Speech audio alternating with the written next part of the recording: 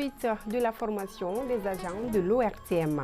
Cet après-midi, Baba Djourté, un éminent journaliste, était face à plusieurs jeunes pour une séance de partage d'expérience. L'exercice vise à améliorer la qualité d'un reportage.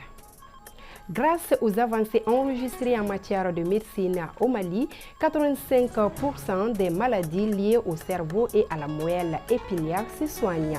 À la faveur du congrès de la Société neurologique du Mali qui est imminent, plusieurs dizaines d'enfants vont bénéficier des soins à l'instar d'un bébé de 4 mois dont l'intervention s'est bien déroulée à l'hôpital du Mali. Madame, Monsieur, bonsoir et bienvenue à ce rendez-vous d'information sur ORTM 2. Nous ouvrons ce journal par ce communiqué. Le procureur de la République du pôle judiciaire spécialisé en matière de lutte contre le terrorisme et la criminalité transnationale organisée informe l'opinion publique nationale et internationale que le dimanche 19 mai 2024 aux environs de 8 heures sur l'axe Goundama-Diré, 9 jeunes candidats qui se rendaient à Tombouctou pour les épreuves sportives en vue du concours de recrutement des forces armées maliennes ont été abattus par des individus armés. Au regard de la gravité de ces faits susceptibles de constituer les infractions d'association des malfaiteurs d'actes de terrorisme, de financement de terrorisme et complicité, une enquête a été ouverte en vue de faire la lumière autour de cette affaire, d'identifier et d'interpeller les auteurs, co-auteurs et complicités pour qu'ils répondent de leurs actes devant la justice. Le procureur de la République communiquera en temps opportun sur les éléments issus des diligences qui seront menées et en appel à la collaboration de la population pour apporter toutes informations utiles à ces services en lien avec les autres services compétents. Je vous le disais à l'instant, poursuite de la série de formations au bénéfice des journalistes de l'ORTM. Cet après-midi, le doyen Baba Djourté a une fois de plus partagé son expérience avec de nombreux jeunes de la structure. L'exercice s'inscrit dans une logique, celle d'améliorer le contenu des reportages. Aïssata Traoré. Le passé et le présent se retrouvent, les perspectives sont bonnes pour le futur. À la faveur de la traditionnelle rencontre d'échange intergénérationnel de l'ORTM, au cœur des échanges, la clarté des idées, le respect de l'éthique et de la déontologie qui sont pour Baba Djourté les qualités propres à un bon journaliste. J'ai également partagé avec eux, avec mes cadets, mon expérience professionnelle. Depuis le temps de Radio Mali jusqu'à la RTM, je veux dire l'avènement de la télévision, les contraintes qui étaient les nôtres, à savoir les contraintes financières, les contraintes institutionnelles et les contraintes techniques. J'étais aussi un homme de terrain, un homme d'action. C'est ce que j'ai voulu partager avec vous. Et donner des conseils par rapport à la manière dont il faut écrire les papiers, par rapport à la manière dont il faut introduire les extraits d'interviews de personnalités. Pendant 2 heures d'horloge, les bonnes pratiques en matière de radio et de télévision ont été passées en revue. De l'expérience, il en a également été question. Des anecdotes qui illustrent les conditions difficiles dans lesquelles ils ont exercé avec professionnalisme.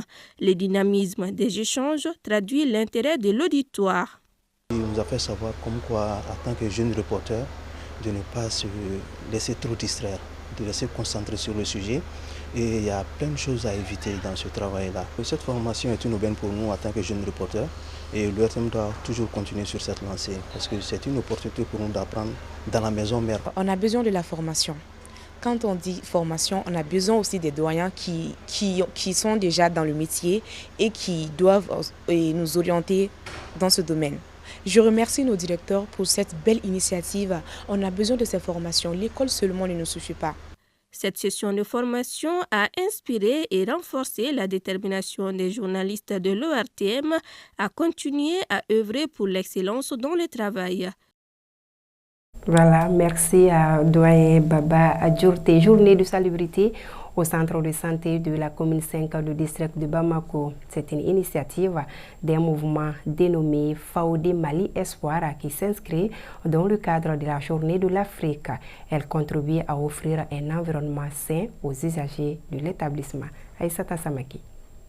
Cette action de Fawde Mali Espoir vise à donner un nouveau visage à l'unité de programme élargi de vaccination du CCRF de la commune 5. Une journée de salubrité et de sensibilisation qui s'inscrit dans le cadre de la célébration du 25 mai, journée de l'Afrique. Il faut comprendre que tous ceux qui sont là, les malades qui sont là, ce sont nos parents. Qu'ils comprennent que ici, nous sommes du cœur avec eux et nous pensons à eux.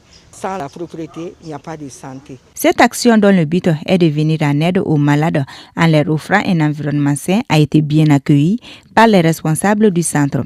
Ce geste-là est salutaire. Nous avons une association Fawde Mali Espoir qui ont l'habitude de venir nous aider par rapport à l'assainissement de notre centre. S'ils pouvaient associer d'autres associations pour songer à la commune même, pour l'assainissement de la commune, ça va nous faire beaucoup plaisir. Bon, le message, c'est de les encourager et qu'ils continuent à sensibiliser les gens par rapport à l'assainissement. Parce que sans assainissement, sans hygiène, il n'y a pas de santé. Le groupement des femmes Fawde Mali Espoir entend mener dans les prochains jours d'autres activités de sensibilisation dans les 6 communes du district de Bamako. Il s'agira des actions d'assainissement, notamment de curage des caniveaux, afin de prévenir les risques d'inondations pluvieuses qui s'annoncent. Voilà, c'était un reportage de Dala Traoré avec la voix de Aïssata Samaki. Lancement officiel du projet Dikia, suivi de l'inauguration du centre d'hébergement d'urgence avec soins infirmiers et psychologiques.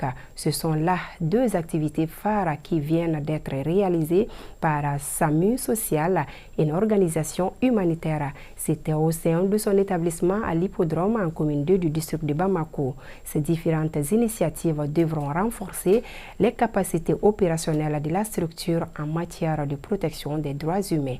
Aïssata dit Kumbakani. Cette cérémonie, organisée par les SAMU Social et ses partenaires, marque l'ouverture de ces centres qui accueillent désormais les enfants et jeunes vivant dans la rue. Cette infrastructure d'urgence offre des soins sanitaires. Ainsi, les enfants et jeunes en situation difficile pourront y être hébergés temporairement. À travers les nouveaux projets et les centres qu'on vient d'inaugurer, vraiment d'améliorer les services auprès de ces personnes vulnérables.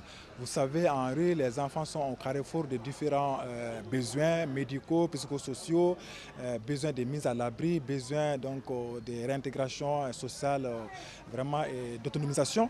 Et c'est vraiment toutes ces questions-là qui vont être prises en compte dans le cadre de ce projet qui va mettre en place des actions qui vont être soutenues par des partenaires. Accompagnés par ses partenaires, ces nouveaux projets visent non seulement à fournir des soins adéquats, mais aussi à lutter contre l'exclusion sociale. La protection est transversale et ces enfants qui sont dans la rue, bien vrai que c'est un département qui est en charge des enfants, mais nous ne sommes pas le seul département en charge de la problématique des enfants en situation de rue. Nous partageons cette thématique avec beaucoup d'autres ministères. Mais aujourd'hui, quand même, nous sommes très contents par rapport à cette cérémonie. Ça permet effectivement au SAMU Social une prise en charge de cette catégorie d'enfants. Après ces événements, les SAMU Social prévoient de mettre en œuvre un service d'équipe mobile qui intervient sur le lieu de vie des enfants, des jeunes et des personnes déplacées en organisant des séances de sensibilisation. Autre grand titre de cette édition, selon les spécialistes, 85% des maladies liées au cerveau et à la moelle épinière se soignent de nos jours au Mali. Le constat a été fait par l'une de nos équipes qui a suivi l'intervention hydrocéphalie subie par un bébé de 4 mois à l'hôpital du Mali. La réussite de cette opération est une illustration des avancées enregistrées en matière de médecine au Mali. Une opération qui sera élargie à d'autres enfants au cours du premier congrès de la Société neurologique du Mali prévu les 30 et 31 de ce mois. Mamoutou Dante. Les plateaux techniques de la neurologie du Mali n'ont rien à envier à ceux de la sous-région. Pour preuve, cette opération chirurgicale d'hydrocéphalie sur un enfant de 4 mois à l'hôpital du Mali. Cela démontre aujourd'hui une avancée considérable de la neurologie au Mali. Ce que vous venez de voir est une procédure neuroendoscopique. Il s'agit de faire juste une petite fenestration, de pénétrer à l'intérieur du cerveau. Comme on sait que dans les hydrocéphalies, il s'agit de liquide qui s'est accumulé. Alors donc on essaie avec une caméra de créer un autre circuit interne, voilà, qui permettra de réguler la circulation du liquide qui se trouve dans la tête. C'est une technique de pointe et qui est utilisée un peu partout à travers le monde pour traiter ce genre de pathologie. L'endoscopie reste aujourd'hui le premier choix pour le traitement de ces hydrocéphalies. Avec ces plateaux techniques relevés, les 75% des maladies liées au cerveau et à la moelle épinière sont soignées actuellement au Mali. La neurochirurgie se porte bien, plus ou moins bien au Mali, parce que la chirurgie du cerveau impose un certain nombre de dispositifs, de matériel et de plateaux techniques. C'est une activité en prélude du congrès qui aura lieu du 30 au 31. Nous avons recruté un certain nombre de patients que nous avons pris en charge de façon gratuite avec l'appui de l'administration de l'hôpital. C'est le lieu de les remercier pour l'appui fait à ces enfants-là. Donc ces enfants seront opérés gratuitement. Dans une dynamique de joindre l'utile à l'agréable, cette intervention a été un tremplin d'apprentissage pour des étudiants qui ont pu suivre par visioconférence tout le processus de l'opération. C'est une technique qui est réalisable au Mali. Et deuxièmement, ça fait bientôt 2 ans que nous avons commencé la formation des jeunes neurochirurgiens au Mali. C'est pour que ces jeunes neurochirurgiens, dès le début de leur apprentissage, puissent s'imprégner de cette technique et la dominer intégralement avant leur sortie. Étant ici, on peut communiquer avec l'opérateur, leur poser des questions sur ce qu'on n'a pas compris et qui nous répond directement. Et en même temps, il peut nous décrire les techniques chirurgicales, chaque étape en fonction de la chirurgie. C'est très salutaire. Je laisse un appel aux parents, aux patients.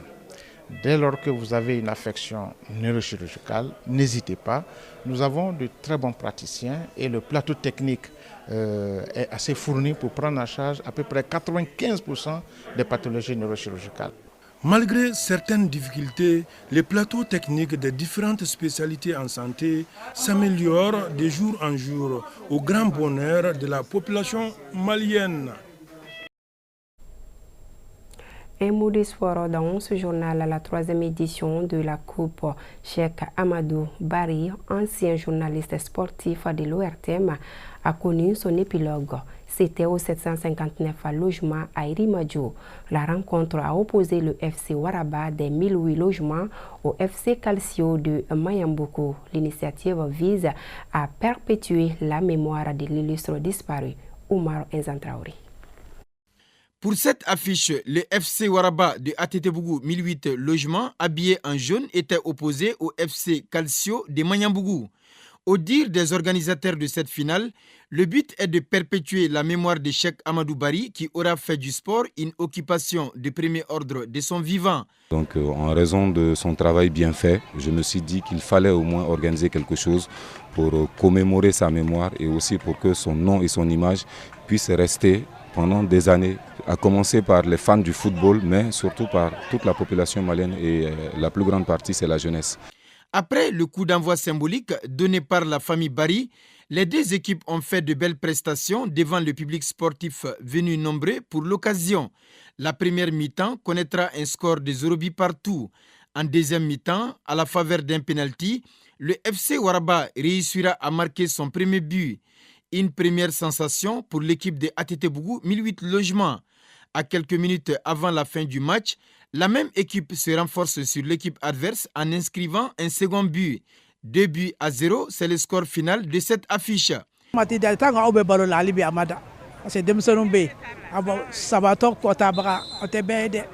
Pour nous, Cheikh Amadou Bari est toujours vivant à travers cette coupe.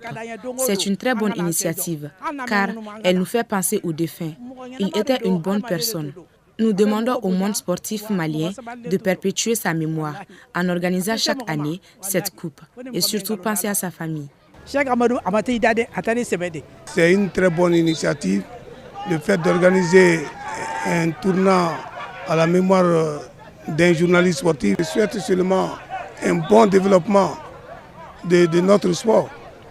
Au chapitre des récompenses, l'équipe gagnante part avec le trophée plus une enveloppe symbolique.